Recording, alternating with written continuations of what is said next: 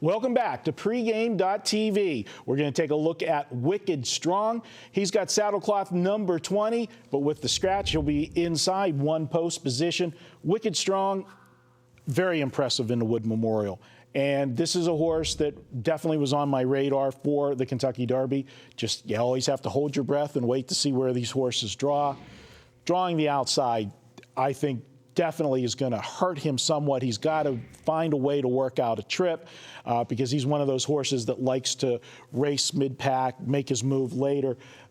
How do you see, can he overcome that outside post position?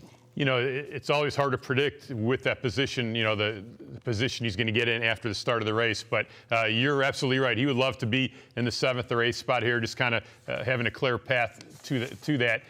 This is a horse who won the Wood Memorial, like you said, very impressively.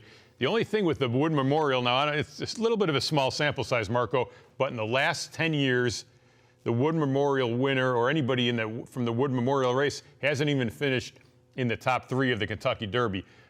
So a little worrisome, but saying all that, this horse has the fastest time than any horse in the Derby, and that's pretty impressive. He also has a little, he's been on the improve. I mean, this horse is getting better and better, so he's definitely a horse that's I think going to be in the contention. One of the things I like about him, and I agree with you about the Wood Memorial, generally speaking, the Wood's not been the best prep race.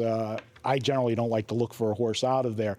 But this is one of those horses because his style is so suited for the Kentucky Derby. I mean, everybody says about the stone cold closers. That really doesn't get it in the Kentucky Derby unless you got suicide fractions on the front. You want to be one of those stalking horses mid-pack where you're not burning yourself up with the fractions up front, but yet you don't have to navigate through a 20-horse field. Maybe only have to navigate through half the field. But he's got to find his spot at the rail somewhere, and hopefully he finds it in the 10th or 12th tier rather than 18, 19, sitting way back there. The only other thing I will say on this horse is I think he's got the perfect number of starts for a Kentucky Derby horse. I love horses that come into the Derby in that 5 to 7 start range. You got enough of a foundation that they know what they're supposed to do. You know, they've experienced everything that they're going to see as far as racing goes. The atmosphere of Kentucky Derby Day, nobody can predict that.